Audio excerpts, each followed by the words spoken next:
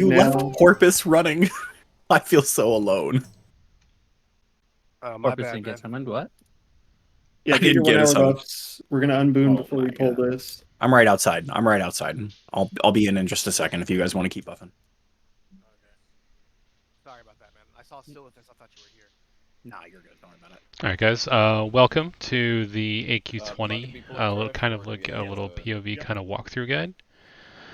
Basically, what's going to happen is we're just going to go through the whole dungeon here with my commentary, and this is mainly for like a guide almost, just because we have a lot of folks, a lot of new faces coming in, and I just want to have like almost like a standardized, this is what happens in this dungeon kind of thing. If this goes well, I will definitely do more in the future, but this is kind of just like my very first test. Rajaxx and Porpoise go to the right once everybody's buffed. So this is just some pre-buffing stuff. Of course, you want to show up with world buffs, consumes, and they're talking about assignments. I have Discord a little bit low right now, but we'll get through it. So what's going to happen here with these two guards up in front is one of the tanks is going to get Skull, and we're going to have a Druid and a Hunter on X for these gladiators specifically. The Hunter is going to pull X to the right, and the Druid will cast Entangling Roots on it to root it in place. Important thing about these adds up here is they do get big and enraged, and we have a priest use their offensive dispel to get them unenraged. So you'll see them get large here in a second, and then the priest will dispel. See there, he's enraged. He should be dispelling. Maybe it already happened. Maybe they're just quick on the draw and he didn't even. And now we're going to move on to the Swarm Guard. A Swarm Guard coming in singly like this is not a huge deal. A tank will pick it up and take it off to the side. If we did get more than that, we'd definitely be a different kind of call, but that's not a huge issue. So that's the first pack. So now we're going to set up for the initial pulling trash packs. What's going to happen is all the hunters, if you have, you're going to need a hunter for this pull room. They're going to put their pets on stay right here. And we have the melee group set up on the right with Star, and then the ranged and healers set up over here on circle. It might not be the same marks every time, but this is our general setup here.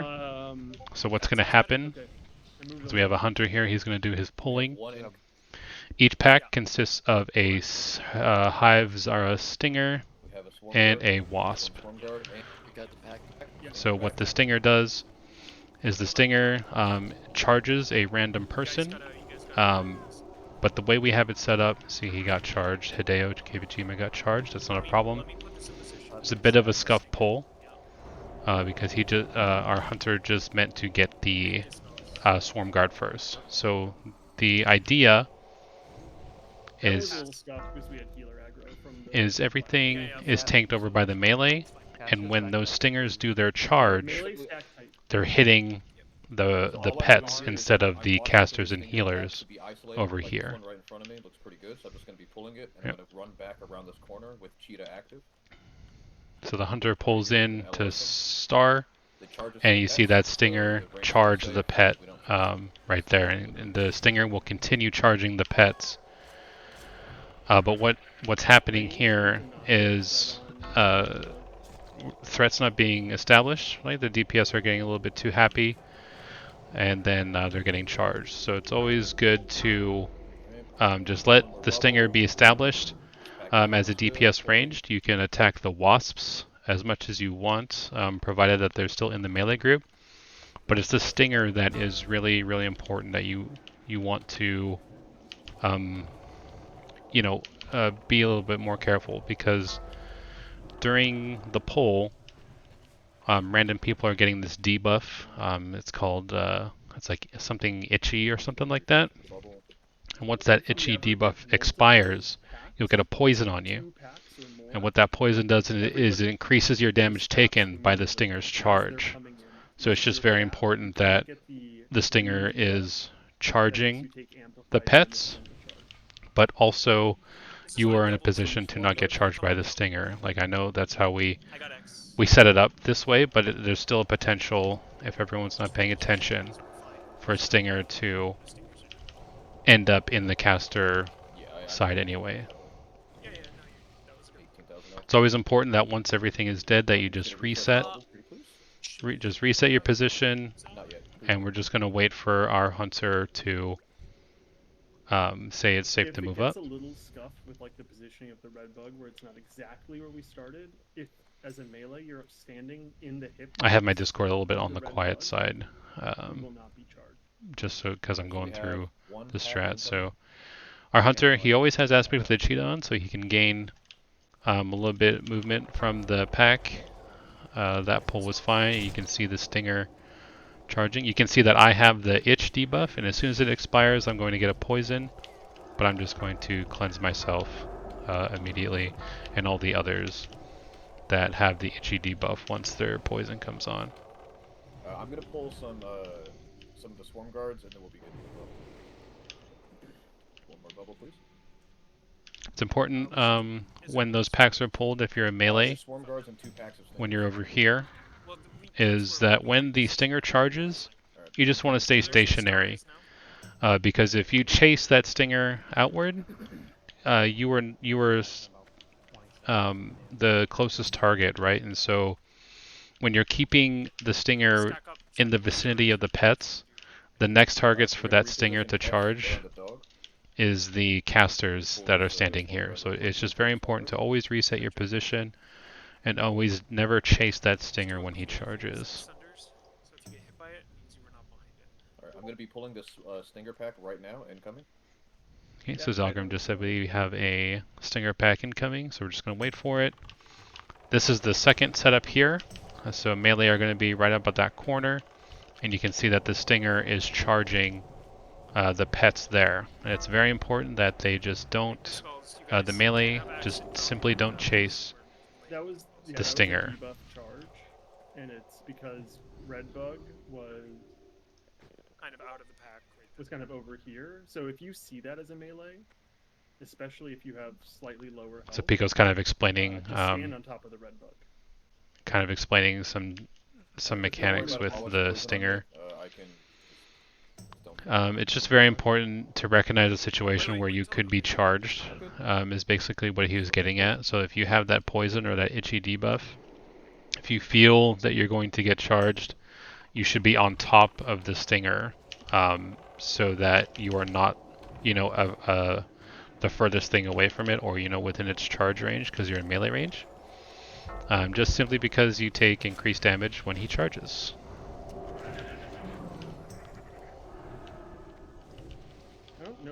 And so that stinger ended up in the ranged. Again, that was a bit weird because he charged the pets and then immediately charges the ranged. So that was a bit abnormal. 5, 4, 3. So we're moving up here.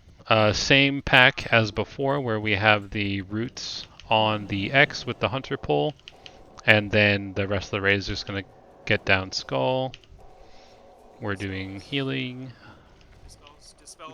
Dispel. See how it got smaller? That's just the priest offensive dispel. So the priest should that's their number one priority, is to get that dispel off. The other healers can handle, there's not a whole lot of damage coming out from those two things specifically, but when they're enraged, they do hit like a truck. So we're going to set up for more of those stinger packs. Ranged are going to be right here, and we have our pets set up, and then our melee are set up over here. So I'm going to try and move up and get like a shot of what the room looks like. So Zalgrim's coming in. If you are the hunter puller, you are staying in melee range the whole time. Unfortunately, that's just how it is, because you do not want to be a target of the stinger if he should charge, and then you're just set up for the next pack. So we just have one wasp the polar can move out and grab another pack. So that's exactly what Zalgrim did. Alexis is poisoning you guys. That's not good. We're in the melee point of view right now, so you'd be standing on Star. If the stinger charges, we're staying put and waiting for it to come back into the group.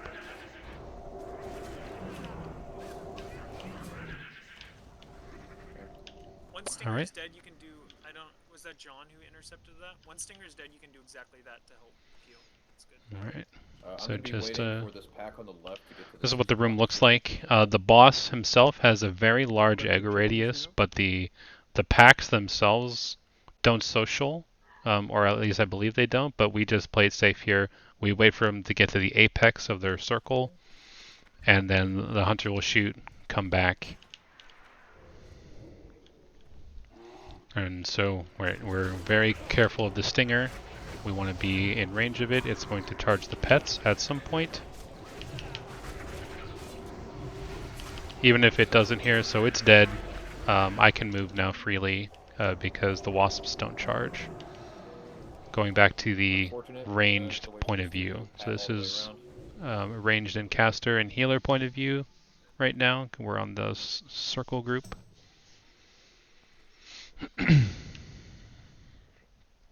I would like the pets to be like a little bit more stacked, a little bit more neat, but that's just me nitpicking. Because if it charges the farthest bird, now the caster group is the closest, and the stinger could, I don't know, it's just weird. I would just prefer it to be a little bit tighter. That's all. But this is me nitpicking. If it's on a melee, the tank moves, and the melee moves. So we're coming in with the last stinger pack. Stinger charged the pet, which is fine. And it comes right back into the melee group. Remember, melee are not charging. A few folks have that itchy debuff, so we're going to start cleansing poisons. Everyone got a poison there. The range be loosely spread, and if you see... Alright, so this is the first boss of AQ20. What's going to happen is it is essentially a tank and spank with just one mechanic wherein it'll target a random person, and at that random person's feet a sand mound will start to form, and then it will explode after a few seconds. So you just want to move away if you are the person, and then you just move away from the sand mound, and you're perfectly fine. We should be loosely spread out. But this boss usually dies pretty quick, but it's still important to... So there's a sand trap on J. You can see it happening right here, right there, and it's supposed to explode, but the animation doesn't really, show that. So on Isthmus, so we have to move away from Isthmus, and it explodes. So that's the mechanic of this fight. Other than that, full DPS on the boss. And just watch out for the sand trap. So if you melee got hit here, I heal them up. Heals on the tank. And I'm just going to scoop all this up. Okay, this fight is a gauntlet. There are 7 waves and then the boss. So the raid leader's doing his explanation, but I will explain it for this video. Captain will be tanked off to the left. It is very, very important range that you do not stand on this rock formation. So what's going to happen with this fight? To start it, the NPC will come down here. All 7 waves come at once. So do not stand on these. And we talk to the NPC to start the encounter. Very important during this fight. It is a wave fight, so like the captains and stuff comes in waves with a bunch of adds. Basically, we have a tank pick up the captain, tank him right about where I'm standing, and then the other tanks and the group will DPS down the adds first, very important, and then we move to the captain. Once the boss comes, the raid will there are 7 waves in total, and each of the captains have like their own little unique like mechanic. One's a fear, one's a stomp, one's a thundercloud, At that point, And it's just, you if try you're the tank killing that's Rajaxx and Ransing. worrying Nobody about the else captains, has. It is a you just threat want to be drop, aware of that, so those two will have to pick it up. you know, whatever mechanic it may Warriors, be. especially, and If we rogues, have a anybody dwarf priest in the melee, raid, we will don't get you kill a fear yourself. ward if you happen to It be is the a tank that's threat picking up the reset, so captains. you need to let the tanks get threat at each and every And then some things to note in this encounter is Does anybody have questions? you do about not that? want to go Every through. time the reset is. You do not want to go past this Every time it is threshold a because you knockback, could it's a aggro health an of additional 40%, wave while we're or killing. it's a threat drop.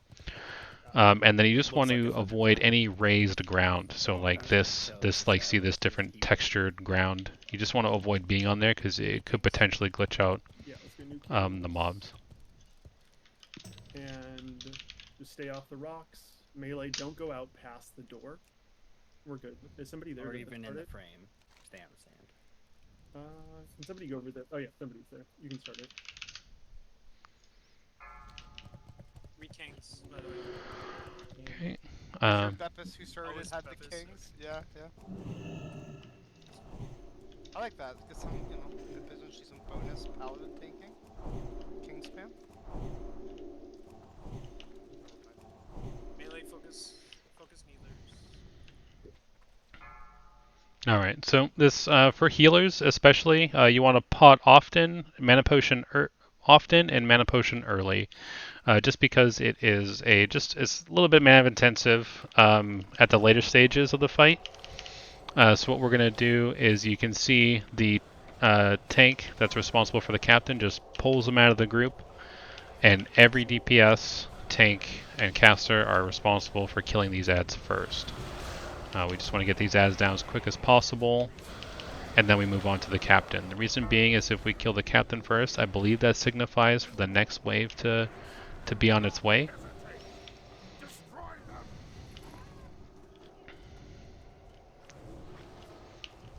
So, yep, and then it's going to be this way for the next 7 waves. So, off tank will pull out the captain. DPS will get down the ads first, of course. And then once all the ads are down, we will move to the captain. So, mechanic on that captain is he designated one person, in this case, this priest right here, Hideo Kojima, and all the ads were going to move towards Hideo Kojima to attack him. So that's just one of those specific captain mechanics that that I was talking about earlier. So I'm at 81% mana. I'm gonna throw a mana pot out. You want to pot early and pot often. So now I'm at 100%. I can still keep heals up. What we're having our hunters do is they're feign deathing and throwing down frost traps just to slow down the ads. What you can do as a hunter as well, if you do get low on mana, you can feign death and sneak a drink in, a few ticks of mana for sure. So we got an add-in mixed in with the boss. Maybe it was just a swipe, but we should be killing that warrior first. And so this captain had a knockdown, so it is not ideal for me to be there because I got knocked down. Is it 8 waves then boss or 7 then boss? 7 then boss. Thank you. I'm just gonna work through these waves, and I'll explain the boss as we do it. Just because it was just the way the instance is flowing, it's just easier to do that. So we had the kill command captain, we had the stun captain. I don't know about the fear captain because we do have a dwarf priest. It could have already happened. We're waiting for the thundercloud captain as well. Because the fear captain is a non-issue if you have a dwarf priest. It's just fear ward is just really good for that.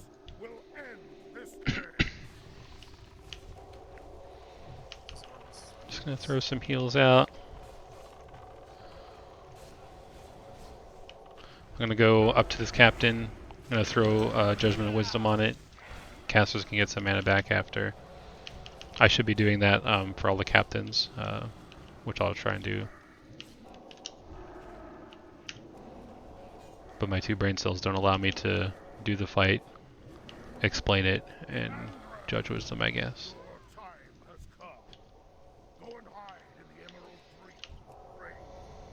so my pot's back up. At 72% mana. I am comfortable in myself not to mana pot here. But if you are getting low on mana at this point, like I said, it's better to pot now. You know, pot early, pot often. Good thing to do to avoid Is really good. getting killed in this boss warriors is do not intercept. Okay, Kraken so after he knocks you down. as a caster and ranged DPS, here comes the big boy. You want to stand like kind of like in this little cubby here because he does a thunder stomp and it's going to do a knockback, and you just want to be not knocked back into you know, into outer space, basically away from the tank or away from the boss to where you can't get a heal on. So that thunder stomp that he did is a threat drop. So as a DPS, you want to be watching your threat, making sure that you're not going to pull. So he did a thunder stomp again. Threat is reset. We're getting heals on the tanks. Right now, I have a macro, so I should be macro on my heals that whoever I'm targeting, my heals are healing the target of their target, so the main tank. The thing about that thunderclap is it will always do a percentage of your remaining health, so you can never die from that thunderclap. The only time you die on this fight is if you rip threat from the boss during the aggro reset of the stomp. And if you get scarab for keys, it's very important you trade those to and that's the only way you die on this fight, because that thunderstorm just does a percentage-based damage based on your current health, and then obviously if you rip threat, the boss will, you know, strike you and you'll die. Hey, Rogues, yeah, they also have true sight. So. Very easy to get, like, you know, scared with that fight, just with the amount of you know, damage that you see go out, but if you understand the thunderclap, like you're just like, oh, okay, well, that's not too bad. I need some water. There we go. So the Karaji Gladiators again, another pack of this. Gonna get the Hunter Pole and Root. And then Offensive Dispel from the Priest when he gets big. So he's large now. And it's dispelled, he's back to normal.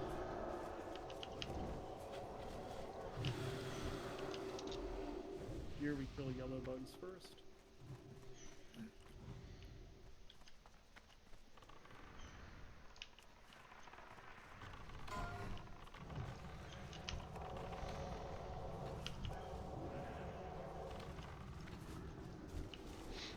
This is just like, so this trash here, it's nothing to write home about. I've been told that you target the odd color out, but honestly I don't know if it really matters that much. For the Flesh Hunters, if you do pull one, you want to focus it immediately.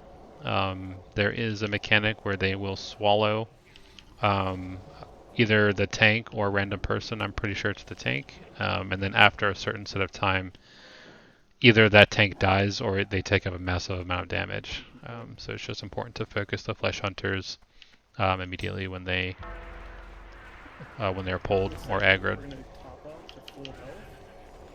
You can see here with that bug pack, we nuked the odd color out, so we had 2 green and a yellow, so we just nuked the yellow one. We have one more pack of bugs there. Got one more pack here, so there's the blue soldier, but Skull was marked, so like I said, I don't even think it matters. It could. I could be very wrong. There could be a special thing to this trash, but I haven't seen anything special in my experience. So with this one, we're just going to fall, take some damage, and then we're going to fall over here. Moving into this room, we have a Flesh Hunter, and you'll see these eggs. You do not want to attack these eggs with, you know, a cleave or an AoE or anything like that. Because you will start the boss encounter, which we don't want to just yet. Oh, there's some trash to clear before we start the boss. Yep, and Bloodthirst is fine. Okay, you can go direct. we're going to pull the Flesh Hunter. It's the only thing that we're going to pull here. Going to focus it down.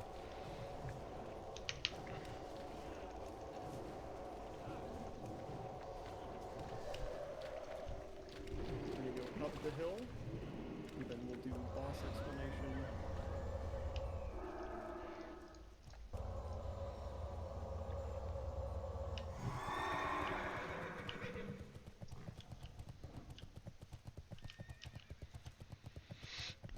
So we're just doing some trash clearing here.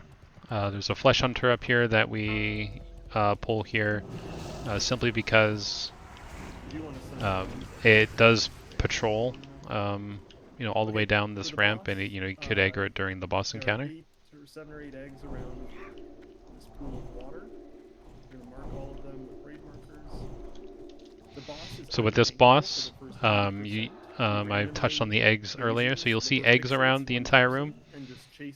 We mark them, just with whatever marker it is. And the thing with this boss is, as soon as he's engaged, he will focus a single random player in the raid, and then what that player, the targeted player, has to do is they have to run the boss to an egg, and then the raid is supposed to kill an egg on top of the boss.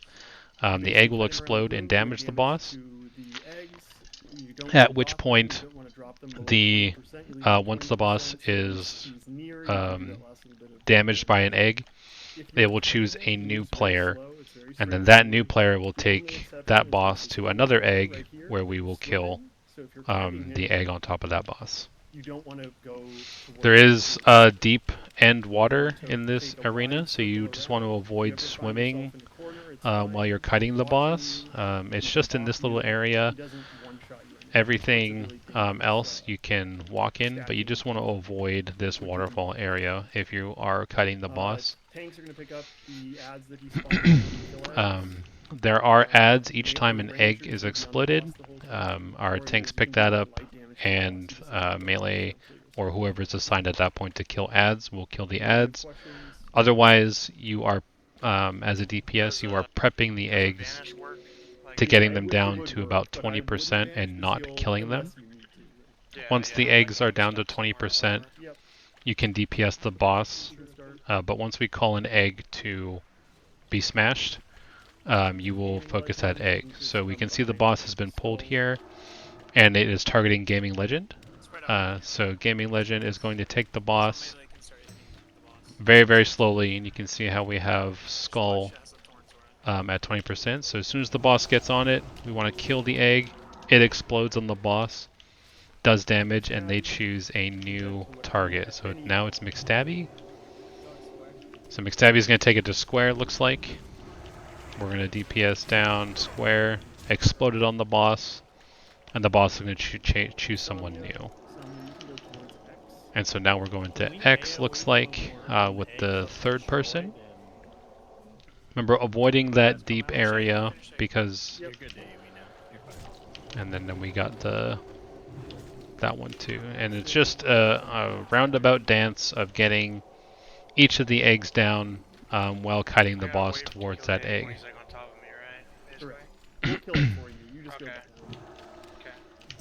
So it looks like we're going to Diamond. And then we kill Diamond on it. At a certain percentage, the boss will no longer go for the eggs. He'll pop his head off, his brain will be exposed. This is where a tank will need to be picking up the boss. Alright, so just gotta wait here. It's kind of running around a lot. Finally got a warrior on it, which is fine. And then we clean up the ads here too. Dude, it's a fucking drought, man. It's a drought. Very unfortunate loot there. But it is what it is. Well, we've never had. No. Did you know that this boss drops a shield? I did actually. I'm sorry that you are not blessed with one. I think Barsabi is. That will hurt Az more than God himself. And so just following the path here, we're gonna do some more trash, and then we're gonna get into the next boss's trash.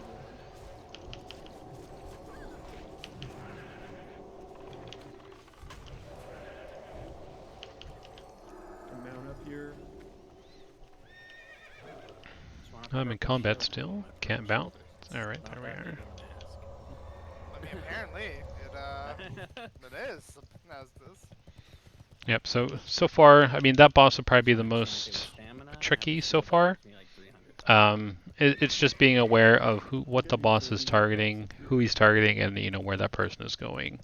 All the eggs need to be DPS down to 20%, and you know and then we just handle it that way. Remember, check your bags for Scarab Coffer Key. Summit's the only one that's gotten a key so far. Okay. I already gave it to him. Yeah. Ooh, Alabaster, perfect.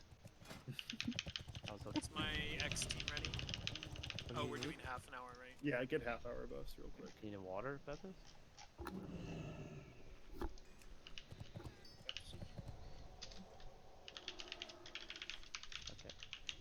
Okay, we'll just have the Pulling Hunter and Porpoise is over there, perfect. Salgrim. Go right. Sorry, I'm sharpening my weapons. Okay. You gotta go. Yeah! Good pick, good. No. So the same gladiators again. We do our usual setup with the roots and The reason we tanking and separate all them that. is when they're near each other, they get a damage buff during. There, now he's large. He should be dispelled, and now he's small. Try to dispel that.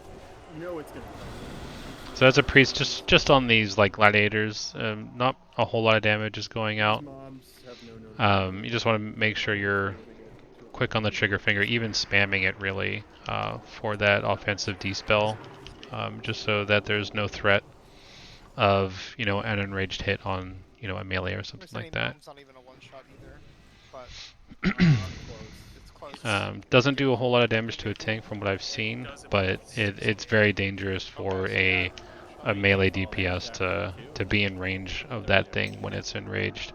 I think you take a little bit, but it's not that much. Okay, these bugs just go around charging people. They're really annoying. The only important thing is keep your. Alright, so for these bugs here, this trash here, in the water.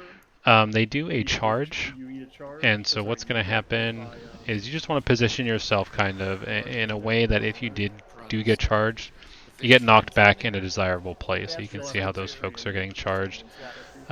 Main thing is you want to avoid getting knocked into the water here, just right here. There are piranhas in there. They will eat you alive, and it's just a bad time. It's just something that is easily avoidable if you position correctly.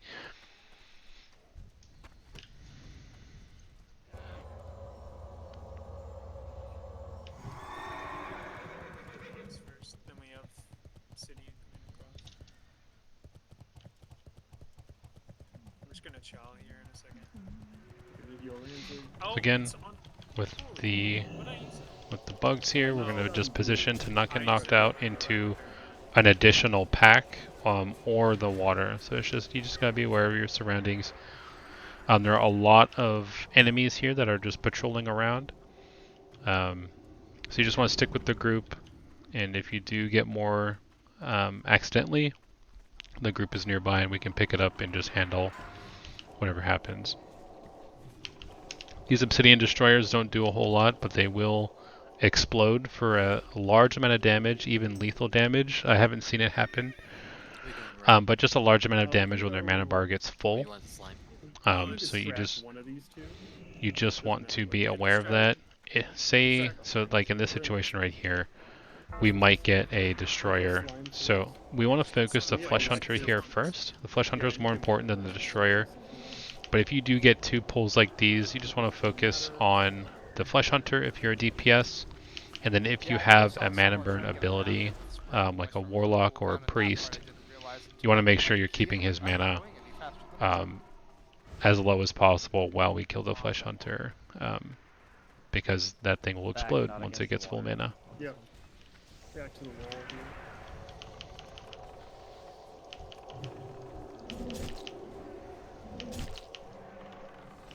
Okay, so just a bunch of bugs that charge. Not a huge deal. Destroyer in front of us. More obsidian destroyers. We're just clearing out all this trash.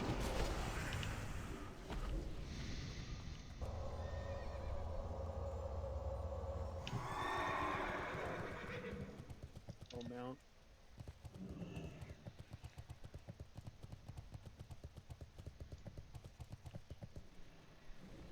Look at those bugs didn't render until I was like on top of them. Some more bugs. I try and position uphill because if I do get charged, it's not gonna boot me as far as it would if I was just on level ground. If I do get charged, you'll see in a second, but I don't think it'll happen. Loot. Gotta loot all the bugs.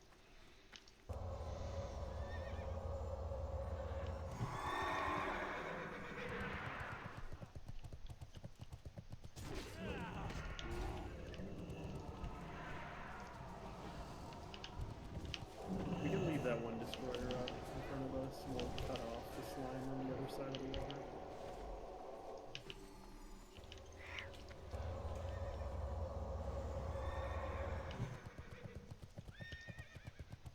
Alexis, if you want to top off your mana, I'll keep pots on you while you life tap. This next bit. Go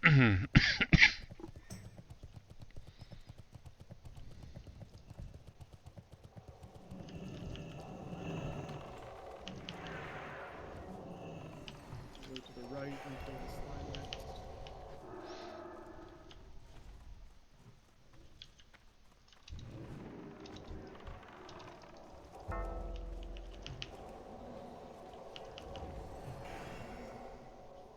Some European silk robes, these are nice.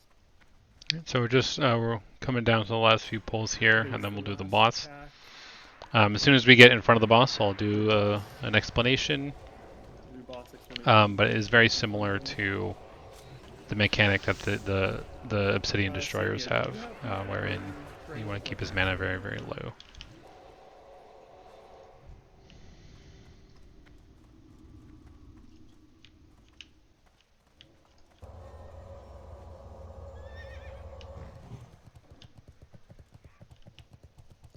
Don't go that way. Let's go stay on our side of the water. I'd like to do what's called a pro-gamer move. Okay. Samia, you will, for this boss that's coming up, you won't cast any heals, you're just going to be mana burning the whole time. Even if the boss is at 0 mana, you just keep mana burning. Alexis will full-time mana burn. Hideo, you also and Alright, we'll have so for this boss, like I said, the main mechanic is keeping his mana at 0 or as close to 0 as you possibly can. You do not want his mana bar to get too full, or else he will explode for huge damage. This boss doesn't do a whole lot of damage, so if you are one of the people assigned to use your mana burns, you want to, that's your primary focus. If you're a melee DPS, obviously you don't have a mana burn. You're just behind the boss, pumping the boss, watching your threat. Warlocks, priests, hunters. Only one hunter can have a Viper Sting on him at one time. So however that's handled at the time, if you're one of those people that are keeping his mana down, then that's your primary job. So we're going to pull the boss. We're going to keep the boss facing the raid, and the melee is going to go behind. And so we're just healing, and we're keeping his mana at 0. So melee will take some AoE damage. We'll get them healed up. But for most of the part, you can see how his mana is coming up at 20%. But our mana burners are, doing their work.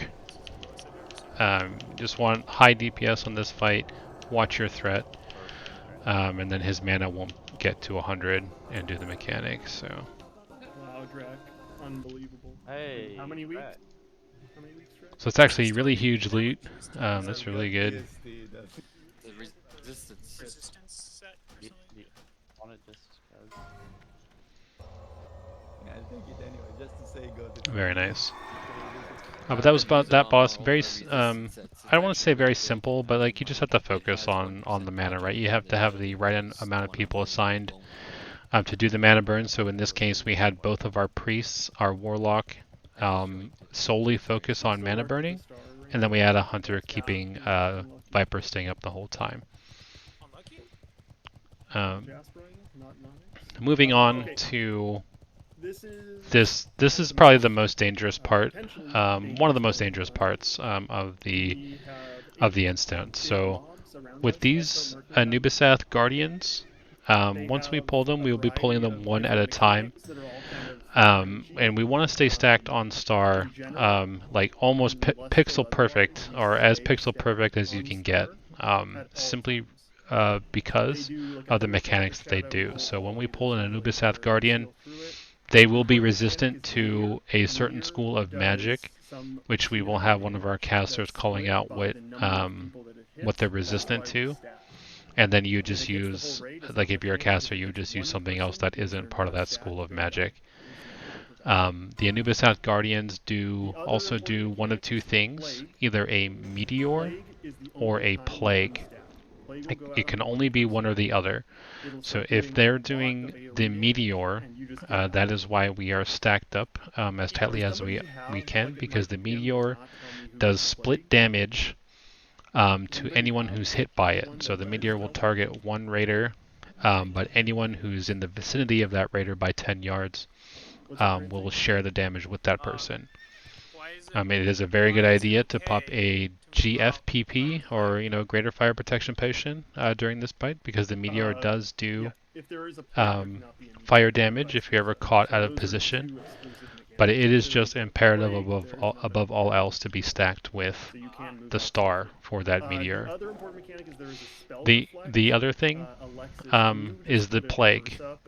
So if it is not a meteor Anubisath, it'll be a plague one.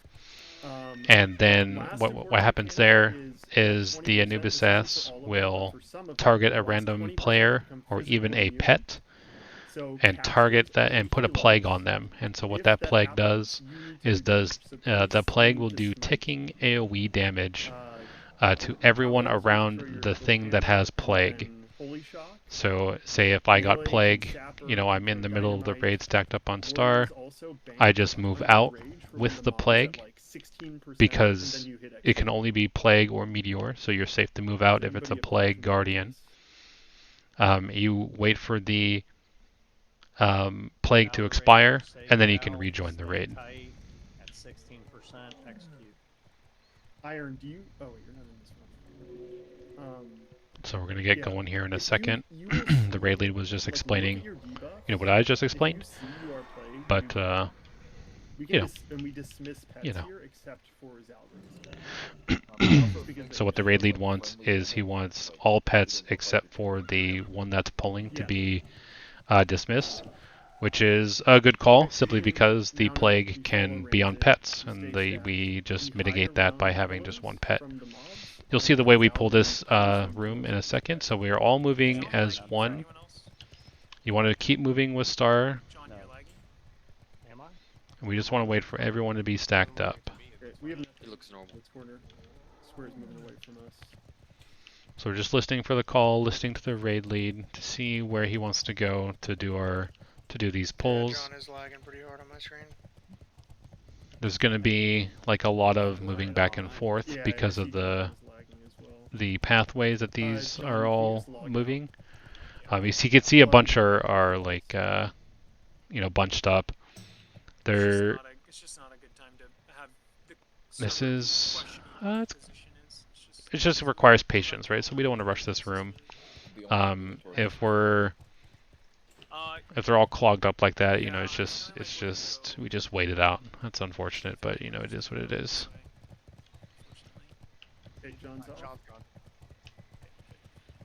So right here, what's happening in the background is one of our raiders is having some lag issue. We definitely don't want any sort of lag issues to happen during this room.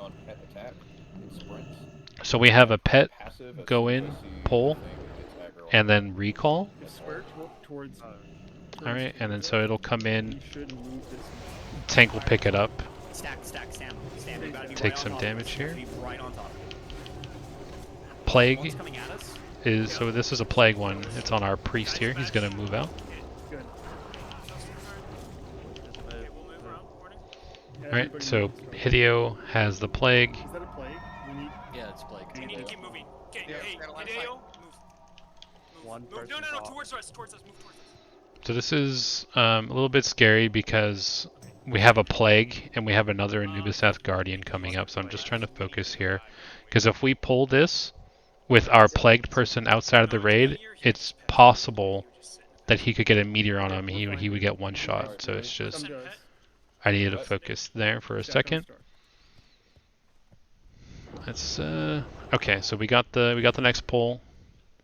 Just important to understand and stay calm of what's happening, right? So our main tank got the plague here. I don't know what's happening to Hideo. He's taking a lot of damage. So in this case, one of our main tank got the plague, so he moves out. And it's kind of a interesting glitch with DBM. When you target someone with plague, you'll shout that you have plague, but that's not true. I'm not too sure what causes that. It's just the person with the plague turns green and has a debuff. So that's all that happens. We're gonna get skulled. So you just, in this room, you just have to be wary of your surroundings. You definitely don't want to double pull on these Anubisath Guardians, so we'll do everything we can to just pull a single one. And they're pulled by line of sight. So if you're hugging a pillar, you can be as close to one as you want. But just as long as you're line of sight, they will not pull. But maybe, that might be incorrect. I could be wrong, but just like you just want to line of sight them until we're ready to pull. So we're just getting a lot of plague guardians. So our hunter here got the plague. You can see the green glow around him. I never had any doubt. Throw gaming a shield. Mount. First global gaming. Mount. We're just going to wait for the plague to come off of our hunter here. We just need to make sure that they're with the group at all times. X could take a hard right turn and come right at us. So this is, you just have to be wary of this. Like, this is a situation where maybe it's definitely not ideal because we have X that could do a roundabout around this pillar. We can just get skull next.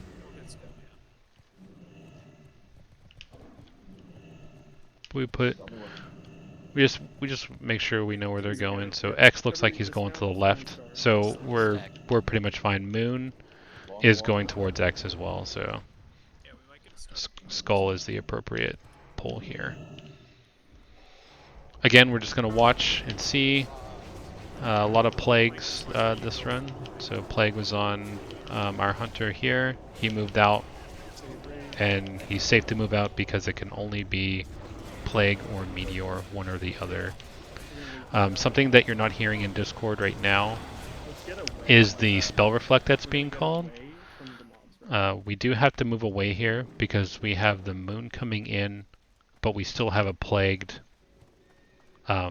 two plagued members.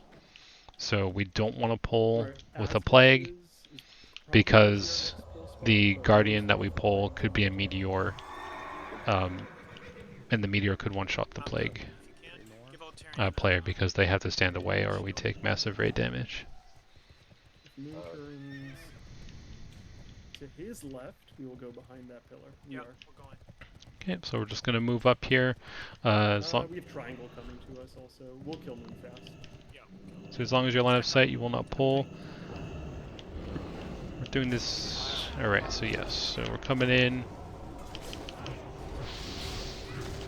So that was the meteor that you seen just land on us. We all took shared damage. So if you're stacked up like this, it is very easy to mitigate the damage done by that meteor. That does not have sprint, still on the cooldown. Kyle.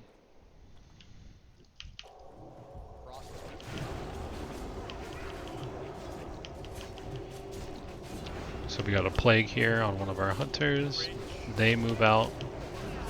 You can even see how like it's ticking the raid down if they don't get out immediately. So it's just very important to be aware that you could be one of the people that gets plague. Throw Yeah, it's Hey, so many Isthmus, plagues. keep running with us. Keep And running make with us, sure come that towards you us. are the one that's out. Yeah, we'll just throw you hots and stuff, and we can throw you a shield and get you mounted. X is the last one. Getting down to our last pull here Wait on for X. I'm glad we did get a meteor one, so we could see what, both variations of these do. Stack up. You just really need to just be aware of your surroundings. So you want to be with the group, but you also want to be aware of, what's happening, who has plague, how close the other guardians are to you, so you don't snag one while a plague is out there.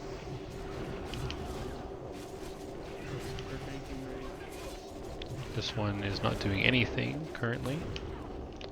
It may have done a meteor, maybe I just didn't notice. But last fight is Ossirian. alright, so this boss we do have one more guardian here. It's kind of towards the side we came in on. Can I log in after this last one? After this one, yes. We can wait for him to go around that pillar, and we're going to move up together. Wait, Zalgrim's a little behind as he was eagle-eyeing. That would have been fun. Yeah. Alright, stack on star. We're just moving up, maintaining that line of sight. Then we move up as a group.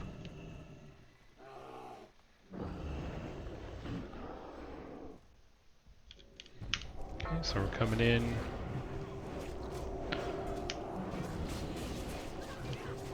Again, what's happening here?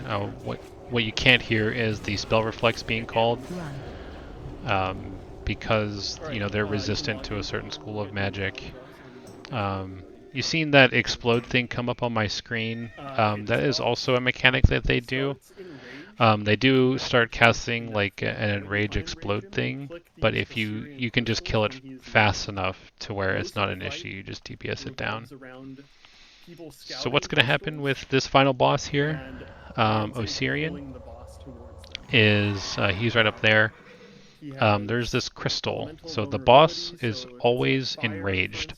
And how we get him unenraged is we have someone click that crystal while he is near it, and it will, dispel his enrage and be more manageable to tank, and he's not one-shotting, everyone in the tank. How we handle this fight is we have a hunter, or someone designated on their mount. They will run up to the stairs and pull the boss, and pull it so that the boss is lined up with the very first crystal right here. The crystal will be clicked, the boss will run through the crystal and get, debuffed, and then the main tank will pick up the boss. Throughout this entire arena, more crystals like this one will spawn, and it is the tank's job to bring the boss to that crystal before he gets enraged again. We do have our hunter that stay on their mount for the entire time, just hunting crystals. They're just looking for crystals and calling it out to the tank. And so the tank knows where to go. In this case, we have two scouts, so we have Triangle here and Diamond here. They're going to call where the crystals are and where we should move. That's the main mechanic of this fight. So what else is going to happen in this fight is the boss does do an AoE knockback, so it'll knock back everyone around him, about 10-15 yards.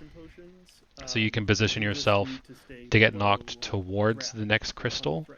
Not all the time, but it's a good way to, move the boss if you're tanking him. For movement purposes, and then there's also going to be tornadoes around the room that you want to avoid. Just don't get hit by a tornado, or else you'll get knocked away in some random direction and take a lot of damage.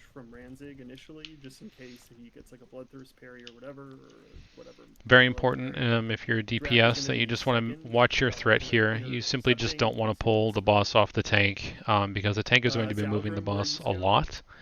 So his threat may be low in situations where he has to move the boss a far distance. So what's going to happen, I'll explain a little bit of my thought process too when the fight is happening. The boss does appear easy on paper, but can get a little bit more complicated depending on our crystal placements, Zalgar, you can go pull boss. where they get placed around the room. A little bit further back. All right, so our hunter is going to go and pull. All right, everyone ready? Yep. Go. He's going to run the boss to the first crystal here.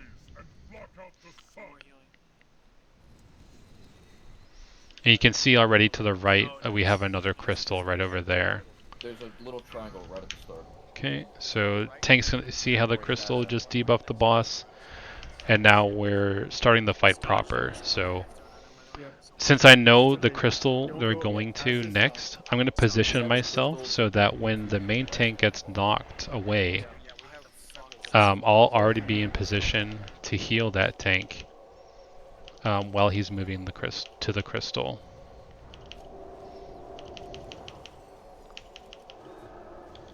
Sorry, where was the movement? You'll go toward the middle of the room. Okay, so we're just waiting for our timers. We're just waiting for the next crystal to be clicked. So it's clicked right now, and we can see that the next crystal is right here. So I'm just going to move a little bit, because our tank is going to start moving the boss. Because the next knockback isn't for a while. Yeah, so he just got knocked actually now, so I was a liar. So you just want to be wary of your position during this boss. And then so the next crystal, it hasn't been called yet, but we do have two crystals, so one's back here and the other one's back here, but the boss is almost dead.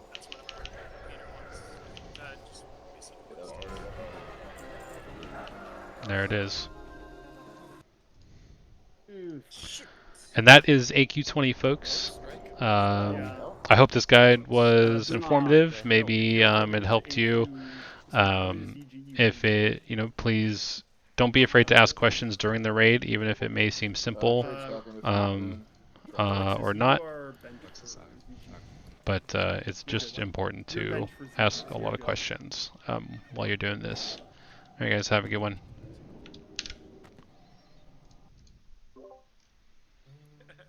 Let me know if you guys need me. Log out of Save Flask. Anyone do something?